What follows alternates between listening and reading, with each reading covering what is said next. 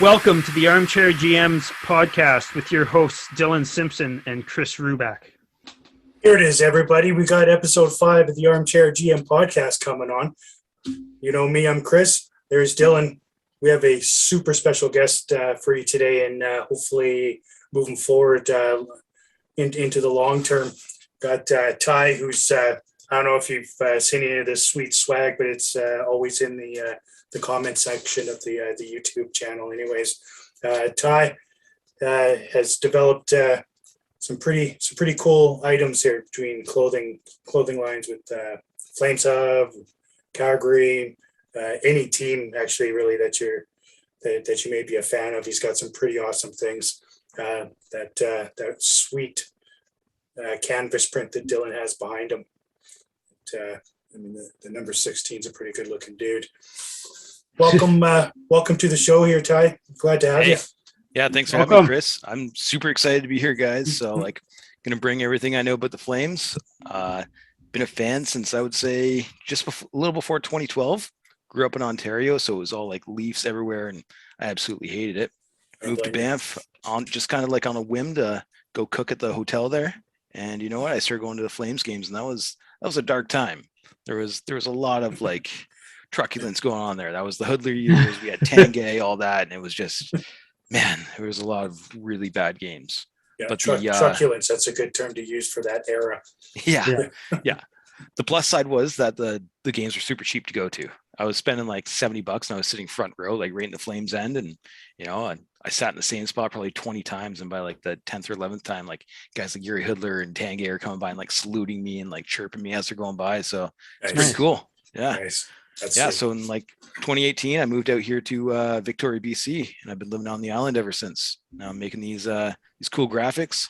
I got one of the prints in the back here that I made myself. So, staying busy with that and just supporting Flames Hub whenever I can. Awesome. Love it. Yeah. Welcome. Happy to have you here. And I respect the Toffoli jersey. I remember, I think you had ordered that. If I'm not incorrect, you ordered that like the day that he got traded here, right? Yeah, the day he got traded here, he hadn't announced his number or anything, but you know what? No one's ever worn 73 in the years of the organization, so it was a pretty safe bet. Yeah, I didn't know that.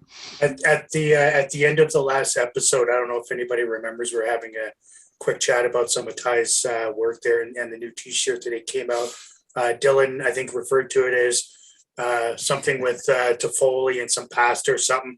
Ty, do you want to set the record straight? What is the name of that shirt? It's Tyler Toffolio's. So yeah, like I photoshopped him on a can of SpaghettiOs. It's pretty funny. It's pretty good. It's fantastic. Yeah, Toffoli and some fucking pasta and stuff. Yeah, I did another one with suitor stitches. So it's got suitor sitting there sewing up pig. It's got a cow in line and Goodbranson's at the end. So yeah, that's awesome. I thought that one's pretty funny too. Probably did that in 10 minutes. Yeah, pretty much. Yeah. Good news. So since we spoke last, once again, we've had 3 games go by. Wasn't a great effort for a couple of them. Actually, I can't even say it wasn't a great effort. The effort was there, but the outcome just really didn't work out great. We had last Thursday in the shootout loss. We lost to LA 3-2, and then a game on Saturday, which I'm still trying to figure out what the hell went on in that game. There was so many different things to talk about. There really was, like St. Louis looked like garbage. They were coming off the back-to-back. Calgary looked very disorganized. I was at the game, and I remember midway through the third looking at my buddy saying, this looks like a game in October, right? Like they're just trying to figure out their rhythm and who's who and who's where and all that. It was a weird game. I didn't like it. Now, where do we put the blame on for that game, though? Like for myself, it kind of looked like Markstrom had a really weak game. Markstrom did, yeah. You know what? I find it hard to blame him just for that game. I think he's had a few weak games, including quite a few really, quick goals right off the hop. Last night he had a fairly quick goal off the hop, but then played really, really well for the rest of the game. Yeah, he did. And that was a 3-2 win in LA. Well, you think Markstrom had a quick goal in off the hop? How about Peterson letting that Johnny one in? That was pretty sweet, right? Well, yeah, but I mean, in the grand scheme of things, Markstrom's next goal, or Markstrom let in one maybe not great one, and he really didn't play that great in the first little bit, and then he fucking he was lights out the rest of the game, I thought. But again, I just think he's had a bit of a rough go of it the last maybe 2 weeks. Haven't been, his sharpest games, and he's still being played, which is a topic that's That's kind of a sore spot, right? I mean, you got to give the guy a chance to recoup, and I understand letting him fight through losses and things like that, get it figured out. I understand that, but at some point you're just gonna end up burning him out. We got a very capable backup in Vladar that, for whatever reason, just is not getting starts. I mean, I assume he's gonna start one of tomorrow or Thursday against Anaheim and San Jose, but I mean, we don't even know that, right? Because Sutter has. I gotta wonder too, like maybe the starts, it's Markstrom's choice. Maybe Suter's giving him that choice. Like, do you want to start this game? Yeah, and could be. Markstrom wants to stay fresh. He wants to stay active. So he wants those games. And really the only ones he's not going to play are the back-to-backs, or, when Suter wants to play his mind games, like against those Colorado a couple times, right? Where he was just like, let's send Vladar out so they don't get a good look at Markstrom, save for the playoffs. Yeah. Which is awesome, because I mean, really the only time you're setting that up is for the West Final. So, I mean, it's an interesting tactic. As you know, Sutter is full of them. He has all sorts of ideas and schemes that he's got on the go, which is great. Absolutely. It would just be nice, like, and I'm not saying that we shouldn't, start Markstrom all the time in the playoffs, because we should, but there's likely, like, when was the last time a goalie played every single game in the playoffs, or didn't get pulled once, or we still will need Vladar in the playoffs if we plan on going far, in my opinion. Oh, yeah, absolutely. I mean, something that bears the question is, like, once we clinch a spot, do you think we see Wolf for 1 or 2 games just to get that experience in? I don't either. I think it's Vladar's. It's Vladar's thing, because we need the guy who's going to be there with us in the playoffs to be ready. Right. And Wolf also, we've taken their, Stockton's best center and their 2 best defensemen. I think Valimaki might have gone back down today. They can have Valimaki back. Yeah, but still, he's one of their 2 best defensemen, and we've taken basically, 3 of their top 5 players away from them in the last couple days. And I don't think, just taking Wolf, they need confidence for their playoff run as well. Yep. Yeah, I was gonna say I would rather Wolf just keep going with the season he's had with Stockton, and they're getting ready to roll into the playoffs, and and hopefully they have a pretty decent run.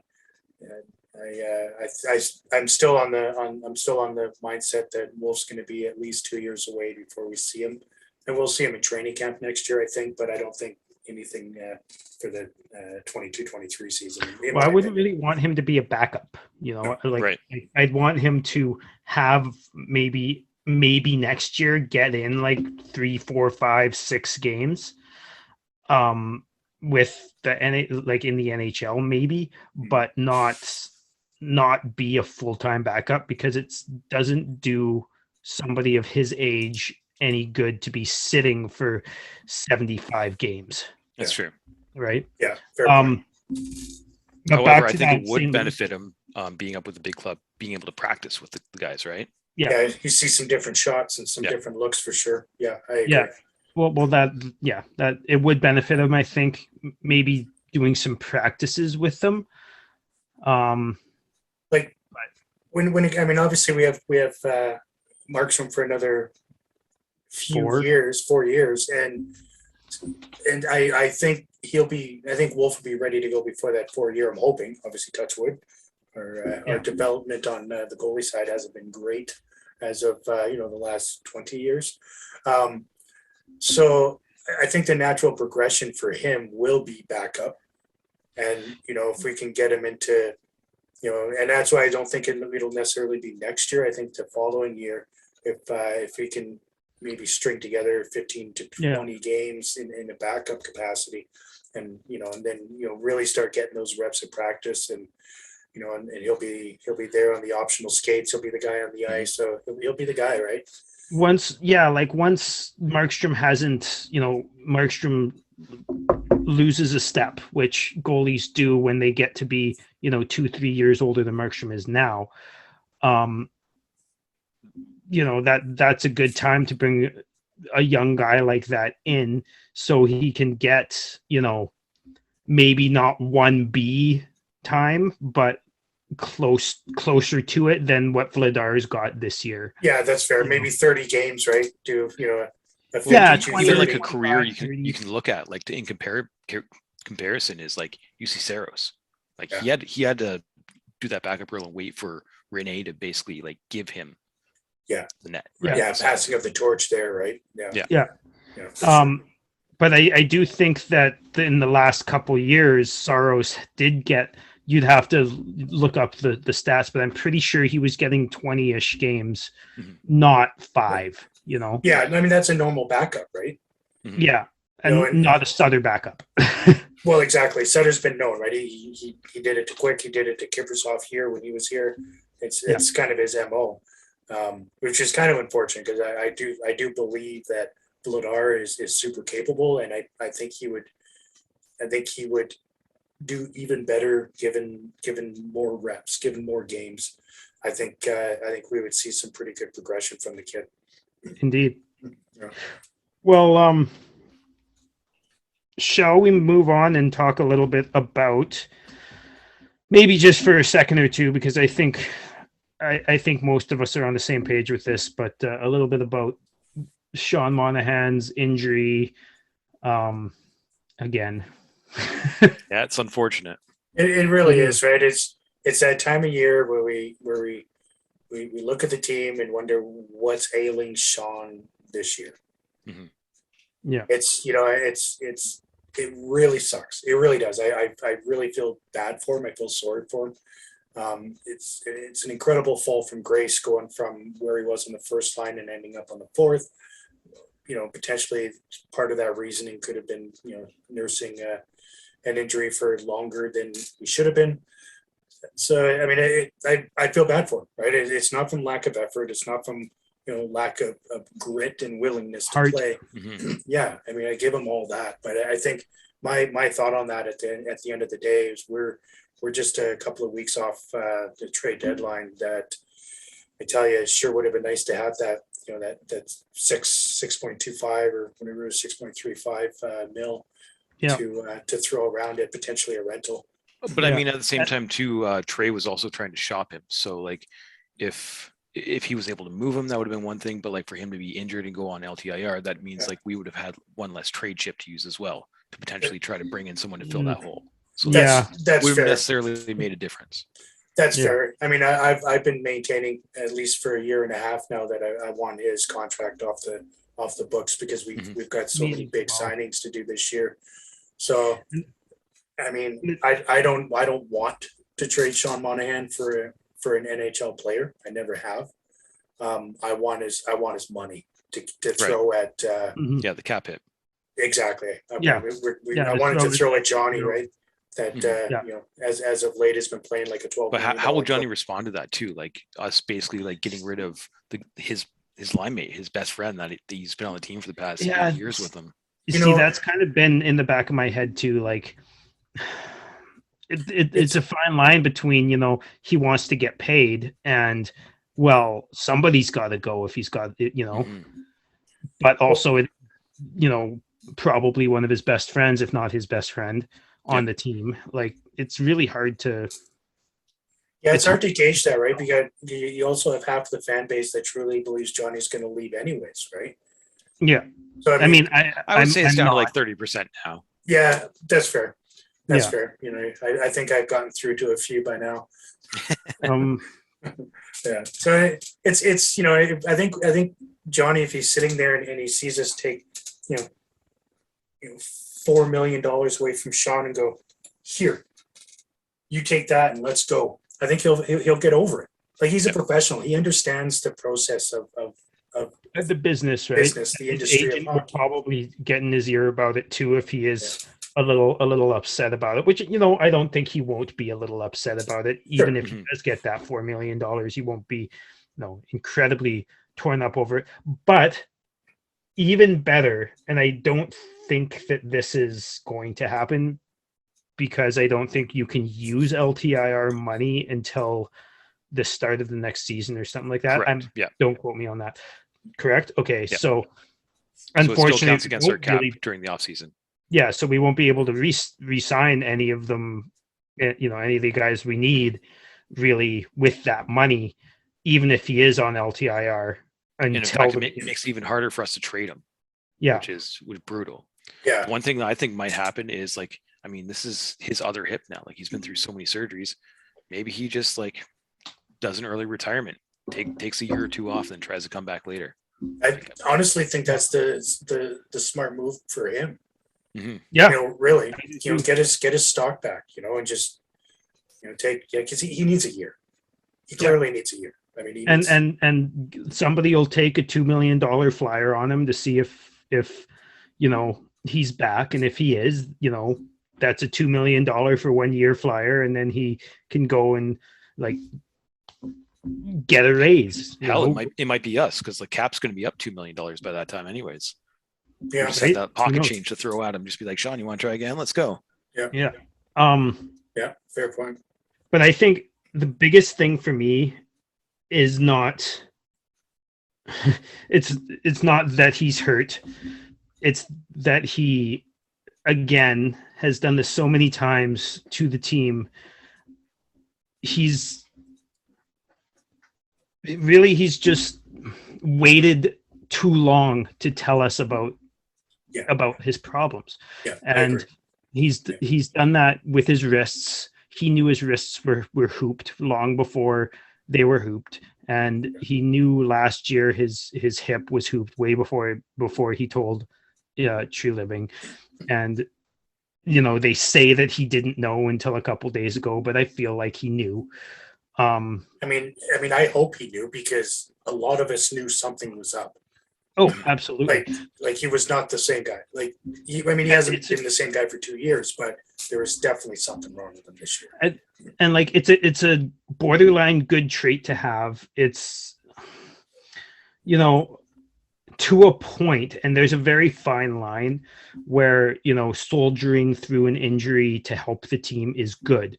But when you're actually a minus fucking 16 on a team that has 3 plus 50 players on it, then that's a bad realize that you're not helping, and that there's probably a problem. Anyway. Well, that's probably the hardest thing in the world to do, is to admit that there's something going on, and having to come out in the open and say that, especially after three years of it.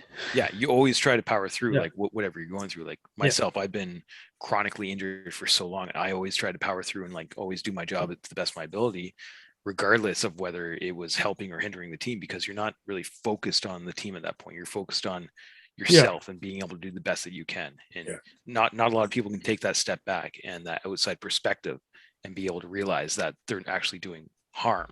Yeah, 100%. No, and I get that, but again, it's a business, and it's now hurt the team enough times. And I hate to say that, because obviously he's loved in the locker room, and he used to be my favorite Flame, but there comes a point where he's hurt the team too much with trying not to hurt the team. Yeah, absolutely. I mean, not everybody can be Tanev and work through injuries like he did near the end of last year, but still be effective. Exactly. When we heard about Tanev's injuries last year, it's just what? Broken ribs, lying down to block shots and getting back up with broken ribs. Fuck, I've had a broken rib. I couldn't even breathe. Yeah, it sucks. Been there. One broken rib. Yeah. Speaking of Tanev, he's literally having his best season yet. He's one goal away from tying his career best, which was 6 goals. Yeah. I think he did that in 2013-14. He had 6 goals, 11 assists. This year he's already got 5 goals, 19 assists. That's 1.2 points per game. He's on track for 6 goals, 23 assists. That's gonna be 29 points. Yeah. Which is for a shutdown defenseman. I'd wonder, if you go back in time and think of the Flames, great all-time defensemen, like defensive defensemen. Like in my brain, I can remember one goal that Regier got ever. Really? Yeah. Like looking back on it and really, I can remember 3 that he got by accident. Just throwing the bucket net. Yeah. I mean, those were dark years too, though. Like for Yeah. They were dark years, but I tell you what, Robin Regier is still one of my all-time favorite. Oh, me too. Hockey players. Me too. I love But that it wasn't guy. for goal scoring. 100% not. It was Or points. it was for kicking the shit out of the Oilers. Yeah. Yeah. And the linesman. And linesman, yeah, whoever, right? Just get out of his way. That's the Yeah. Saskatchewan steamroller coming through, baby. But back to Tanev, like he is such a good player, and he makes those around him better. We talk all the time about forwards who make their line mates better, Mhm. but I don't think there's many forwards out there who make their line mates better than Tanev makes his partner better. And it's been coined too. Like it's the Tanev effect. Like this was a well-known thing even in Vancouver too, right? Yeah. Well, you know, I we've always played against him, and I never really paid much attention to him Mhm. because he quietly goes about his business in such a way that, I mean, if you don't know he's there, that's when he's playing his best, right? Like he doesn't do the big crushing hits. He doesn't, he's not flashy trying to join the rush. He's just in position. He's just always in position, right? And he's always covering for his partner, and I actually am kind of embarrassed that I didn't really give him the credit that he deserved. So honest, Michael Stone said something absolutely great on 960 on the Fan 960 about Tanev, about being Tanev's partner, and Stone said that he's the only player he's ever played with who doesn't make him cover for his mistakes. He doesn't pass his problems off. Yep. I believe is the exact way he said. He said, "I've never had a problem passed off on me from Chris."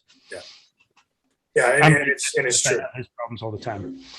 The crazy thing that happens too is like that Tanev effect. It's not just with the defensive side. It also almost hinders the partner he has offensively too. Like I was looking this up the other day. So like Hannafin last year, he was averaging like 0.3 points per game. Now he's paired up with Anderson. He's at 0.5 points per game. Like his shots per game has like more than doubled. So he's at 2.28 now. Even his hits and his blocks have gone up. Yeah. So it's about playing more defensively and not jumping in the rush as much. Maybe he was coaching Hannafin on that. Well, I think a part of that too might be just like if you look at, I'm not saying like Hannafin and Anderson aren't getting defensive starts because they are, but when you have Zadorov and Gudbranson and Tanev, and the other two aren't going to get a whole bunch of defensive starts in comparison to those 3 guys specifically. Yeah. That's a good point with Noah, right? Because you look at it, even his blocks. Last year he had about half of what he normally averages. Yeah. Yeah, so I've got it here. He was 0.85 blocks per game last year. This year he's at 1.1 per game. Yeah. Anderson's at 1.6 per game, which is just crazy. I had no idea. Yeah. I actually wouldn't have guessed that with Anderson. I mean, I guess he's another one of those, right? Like he's not the guy skating behind the net. He's not Shillington. I guess Hannafin was Although that guy. Rasmus has done that quite a few times. He's taken the puck in the offensive zone, skated around the net, and popped it out front for a play. Yeah, that's true. Yeah, this year he's been he's gone a lot more offensively. Like so last year with he went on a breakaway and scored. He split the fucking defense and scored the other night. Yeah. I mean, it was a bad change, but still. True. Yeah, last year with Gio, he was averaging 0.4 points per game. This year he's already at 0.65. So like, wow. Maybe it's the Hannafin effect. Who knows? Is that a thing? I don't think so. God, I hope not. I'm not gonna. I mean, I could go into that for hours because Noah's pretty good. He's a good defenseman, but he's not my favorite on the team. That's for sure. And it's funny. Like even like if you look right on down the line last year, because Noah played with Tanev for pretty much most of the season, right? his hits went way down, his takeaways went way down, his giveaways went way down. Like every aspect of his game was just down, even his minutes, right? Yep. When he played with Tanev. Really? Huh. Yeah. Interesting. Yeah, every aspect of his game, whether it be points, whether it be he was better in plus minus. But he seemed like he was playing really well last year. 100%. Yeah, absolutely. I agree with you 100% because, I mean, do you remember the first, what was it, like 11 games, or it might have even been closer to 14 before there was a 5-on-5 goal against them? Right. I think it was more than that even. Yeah. I can't remember how many it was, but I do remember having that conversation last year. Like, because you and I both talked about Hanifin and his, potentially his inability to be a defenseman at times. And it was something to see. And that's when we really started talking about Tanev. Like, holy shit, like he's really the difference on this. Mm-hmm. One thing I think I'd like to see, and I know it probably won't happen because they're both right-handed defensemen, but is having Anderson with Tanev, like even on like a power play, let's say we're like up in a game, just to see them out there and how they would like control that puck, and just, Anderson could still be super offensive, and you just have Tanev back there just being that rock. Yeah. Like I think that would be a lights out pairing. I think that would be pretty decent to watch too. And that could be fun. And who knows, maybe, injuries happen in playoffs, but who knows, maybe one day that ends up being, the two lay together, the only two that are worth putting on the first pair. Yeah, but then you have to worry about that second pairing. Like, what happens there? Is it Shillington and Hanifin? Like, I for one don't want to see that on the ice. Oh, God. Oh, God, Jesus Christ! Just put Lindholm on the point. This took a turn. So we're just mailing it in. Is that what we're doing? Okay, got it. Oh, we can even throw like Yarncroc or Carpenter out there on defense. They'd probably do better. Yeah, I agree to that. Yeah, that's funny.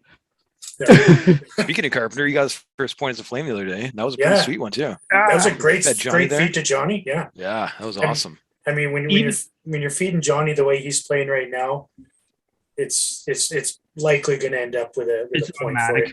Yeah. But to be fair, and he even looked like it. It wasn't even just that his number ends in 8 as well. And it's not just that the broadcasters said it, but I actually thought that was Lindholm on the ice feeding. Rick Rick Ball called it. Rick Ball was talking about it being Lindholm, and then it took, like, he said it, and I'm like, no. And he said it again. Took him like good 5 seconds. It did, and I went, no. And then he goes, oh my God. Yeah, he's like, I think that was Carpenter. But the little move, it wasn't even like really a deke or anything. It was just a nice little shimmy away and draw the defender in and give it right to Johnny. Which is kind of batting in Lindholm in that area, right? Yeah, that's why I thought, like, without even looking at his number, I was like, oh shit. Yeah, just feeding Johnny. Meanwhile, Johnny's out there last night just feeding Dursey to the ice. That was awesome. So good. God, that was amazing. That was so good. I mean, between that and the stink glove and his other actual hit, it was such a thing of beauty. I was like giddy after that play. I really was. It lifted my spirits. Yesterday wasn't a great day, being Monday and all that fun stuff. But I tell you what, after that scrum, and even looking at Johnny in the box, that he looked like, fuck you all. And it was great.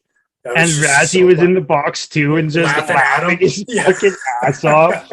Yeah, it was so good. Like shaking his head at him, like, "What are you doing, you little shit?" Yeah. Like, one thing I worry about though is, so Johnny's getting a little more aggressive, a little more physical in his game. Does that open the door for the rest of the league, the rest of the defensemen, everything like that, to try to be more physical with him?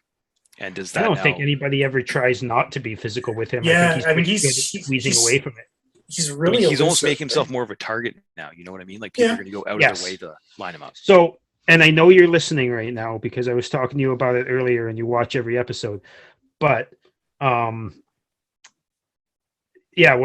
one of my buddies was saying, it's probably a little bit, it's not his job, right? It's not his job to do that. And I agree. It's not his job to do that, but it is really fucking good. Really, really good to see him, like, he's got it in him, you know?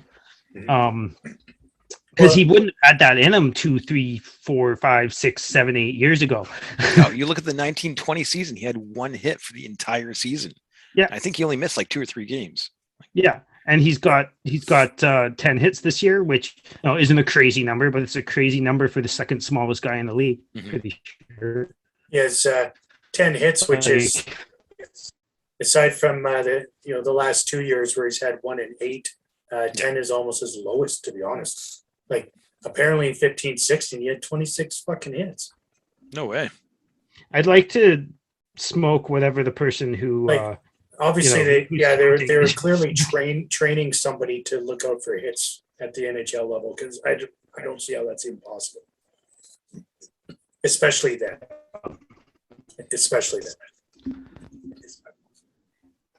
Yeah, I mean, it was the same night as WrestleMania. Maybe he was all hyped up. He was just like, Stone Cold's back. I got to do something here. Making the highlight reel. Right? Yeah. Well, he's always played well against LA, in LA. He's had hat tricks, I think 2. Yeah, he's had 2 hat tricks in LA. That one third period hat trick that he had, I can't remember when that was, maybe 17, 18, 16, 17 season. He's been asked about it. Yeah. He loves playing in LA, and I love watching him in LA. He's more aggressive. He's flying. Yeah, I mean, we've even been missing out on like the best storyline from LA, which is usually Doughty and Kachuk. Yeah, Doughty's pretty much crippled right now. Like he's in folks home. Have we had a game with Doughty this year? I don't think so. Was he in the first one? Not that because he's been injured a couple times, like long term this year. I think he's. I mean, we all know he's afraid of Kachuk, so I think that's what it is. I mean, I think he missed the first game because he was just afraid of him, and then actually has been injured the last 2. Yeah. Well, I mean, that's season 2 where that was all exploding. That was like the Matthew Kachuk friendship tour where he was just like, he was not banging down doors like everywhere he went. It was Cassian, it was him. Like they were all just on the phone with each other after the game, just being like, "Can you believe what he just did?" Yeah. Yeah, and I mean, and I've been saying it for a couple of years now. Well, ever since that season with that, the elbow that Chucky gave him, and then tried to run him over at center ice and all that game. I used to have a lot of respect for Drew, and I really like how he plays the game, and he loves to chirp, and he plays it the right way. He always has. But I lost a lot of respect for him during that time, because he allowed this kid to just live absolutely rent free in his head. Yeah, this multiple time champion, fucking elite level defenseman. Right. This second year gold medalist, cup winning, Norris Trophy winning. Like, he's got all the accolades you could think of. And you're right. He's a really good fucking defenseman, but he's kind of a fucking giant puss. Yeah, I've been calling him Drew Pouty ever since, right? Fuck him. Did you see his a fucking set of balls, Drew? He had his 1,000 game celebration. Did you happen to catch that? Yeah. They're playing against the Oilers, and then they're presenting the stick. He's like, "You want to thank anyone?" He goes around, thanks his family, his teammates. And he's just like, "Oh yeah, and the Oilers over there, they suck sitting on the bench while this is going on, doesn't it, boys?" He loves the trash talk. I really like the troll from Lewis for was that his birthday? Yeah. I think that was for his 1,000th. That was for his 1,000th game as well. Yeah. Yeah, you're right. Yeah, just saying hi to my buddy here. Right? Yeah. Chucky just walks into the frame. Yeah. And I know that Doughty said he's got zero respect, like a couple of years ago, got zero respect for Kachuk or whatever. But that these guys, meet and talk in other places other than in the media and just at the games that they play against each other. Yeah. So I kind of feel like it's become a thing where they hate each other on the ice, but they may even actually slightly enjoy each other's company. That's how you put asses in seats, right? You have to sell a storyline. It's a narrative. It's just been happening forever. It's no different than wrestling. That's right. Yeah, true. That's right. Except the outcome isn't determined. Right. Let's talk to the refs about that. Listen to this. I'm kidding. Listen to this. Most of the time, I'm kidding. Speaking of refs, what the fuck was that double minor last night at the end of the game? That So one I was just listening blew me to away. 32 Thoughts about it today, actually. And Elliot was saying, like, the rule is you are in control of your own stick at all times. So it was the right call. But, and I agree with that. But he also said that rule needs to be changed because if a very important game was decided from that double minor, everybody would be up in arms, rightfully so. Right. Yeah, fair enough. I mean, I don't have a problem with, like, if they would have called it a penalty on the play, 100% that's a double minor, drew blood, it was eye stick. I get that. Yeah. But to go to the replay in that situation, I think is wrong. Yeah. Right. There was no call on the ice for it whatsoever. They just went over to and then And they called the saw the penalty blood from it. Yeah, they decided, like, because the call on the ice is like for almost everything, the first thing that they look at, right? Yeah. But there was no call on the ice. Exactly. And the amount of things that they missed in that game and compared to the amount of things they called in that game, Yeah. just absolute shameful, to be honest. They miss a lot from both sides, right? They do, and they always do. And refs, you know, I'm just going to say this. Refereeing is not easy. It couldn't possibly be easy. And is a lot of gray area. And there's absolutely no way that that it's just against this team or just against that team that they make bad calls. They make bad calls. They have bad games against every single team in the league. It is what it is.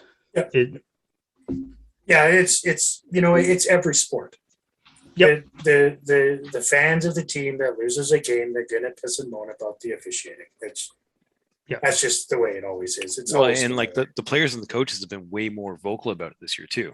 Yeah. Like Yep. way more than before. Like John Cooper's gone on record, and like there have been fines passed out. Even last year, there was a couple of fines handed out for like openly discussing the refs. And I mean, they haven't been doing a great job. So I don't see why they're getting fines for discussing the refs.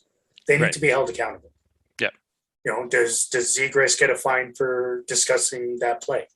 I thought he was going to. Like, what's the difference, right? Because he swore mostly.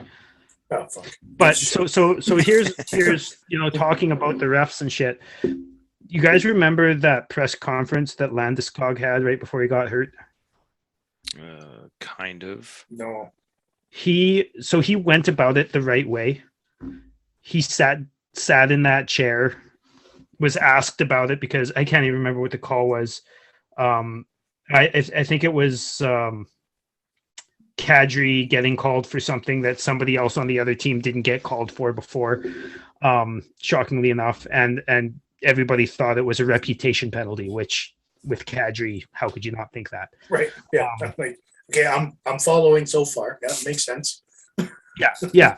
But Landeskog went about it the right way. He didn't, you know, yell about it during the play, and then he went out and he didn't freak out about it to the media. He sat in his chair and he straight up said, like, you know, the refs have a really hard job.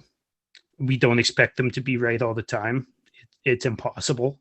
This is a fast game, but this is a reputation penalty and it shouldn't happen. And basically that's all I'm going to say about that. Yeah, and he even said too, he's just like, the refs did a great job for the first 50 minutes. Yeah. So, like, there's 10 minutes leeway there that you know, he's not exactly discussing, but I think we don't want to talk about the last 10. Yeah. And that's he even started by saying he's like I've been here 11 years and I've never once talked about the refs. So, you know, like he opened it up right as well. Like he approached very calmly and in a good situation. Yeah. So there is a proper way to do that, just like there's a proper way to talk about for Zegras to talk about the whole Jay Beagle throwing Troy Terry down and beating him senseless thing. Like, there is a proper way to do that, and I'm sure there are some young players in the league who could talk about that and be good with it and do it correctly. Obviously, Zegras wasn't. I don't know. I feel like what he said was fine. I don't really have a problem with what he said as far as what he said. I find him to be pretty whiny because every time he is speaking to the media, he's full of fucking grr. You know what I mean? It's just like, simmer the fuck down, kid. Like you're a kid in a men's league. Calm it down. Yeah. It's weird because I always say, like, you know, we need more personality in the league and stuff like that. But I think that specific media availability was a Fowler or Getzlaf or somebody job. That wasn't his job. They're the ones that should have been speaking on the situation. And quite frankly, maybe there's a media guy or two that should have their passes revoked for a couple of weeks for even going into it with a rookie like that. Like you can see that he's already pissed off and hot. Like, why push the button?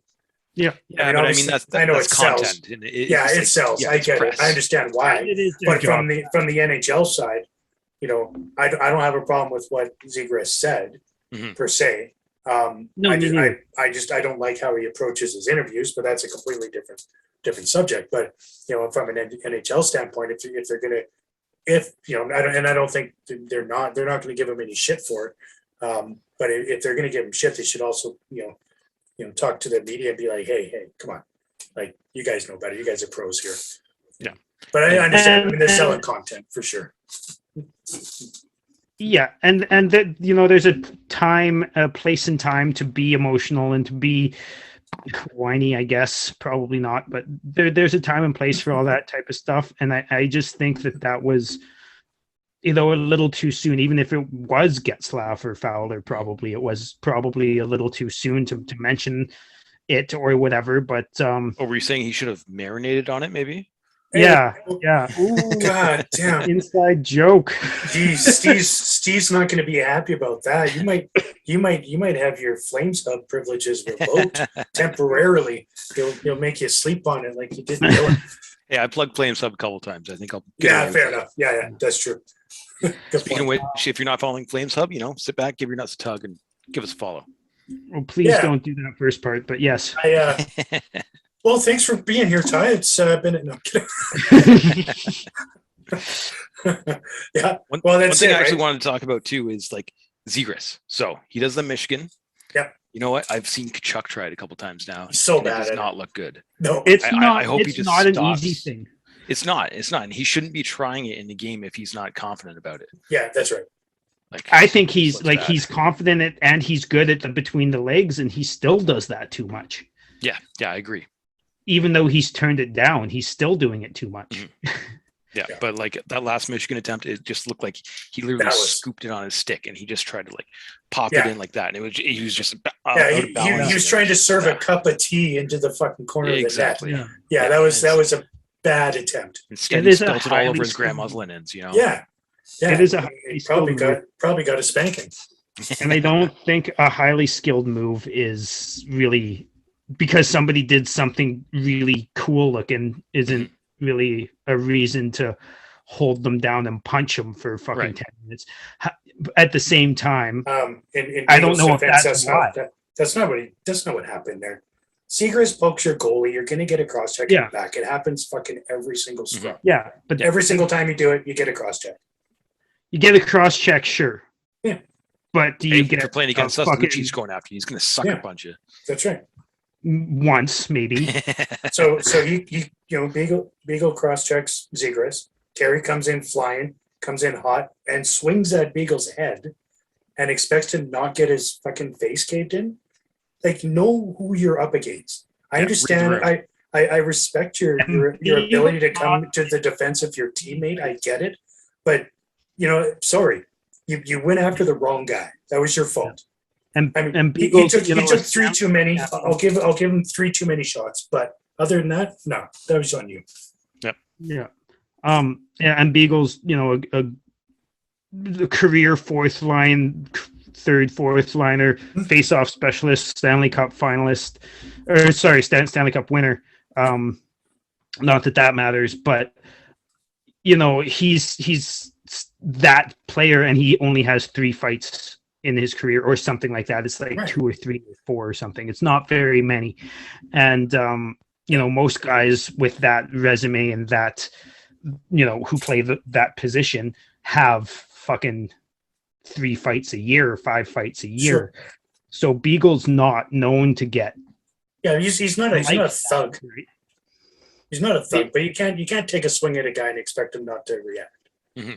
Like Take a couple shots for sure. Yeah. Cause and effect is physics. Come on. 100%. Yeah, 100%. He was.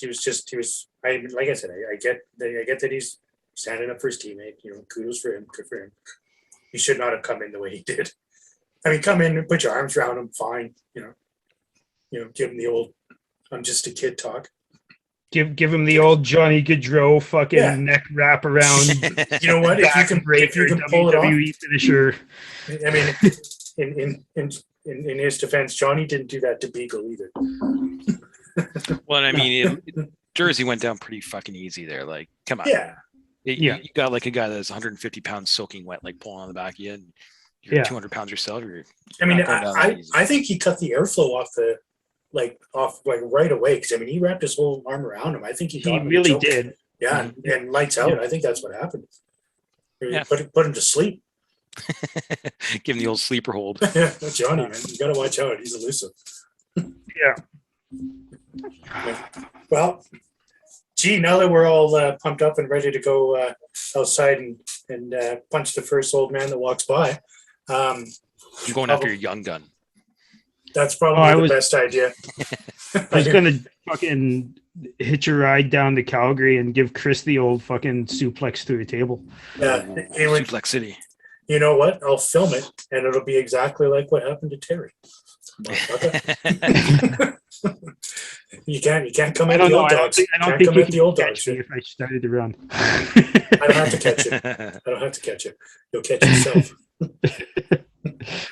All right, everybody. It's been a lot of fun chatting this week. Episode 5 here. Don't forget to smash that like button.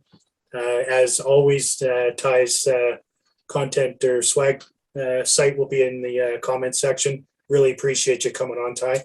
And, absolutely, it's been a pleasure. Hoping you'll come back and be a regular with us. Some good content today. But Sean, I hope you heal well. Johnny, keep fighting, buddy. For 3 of us, the ArmChair GM podcast. Cheers. Cheers.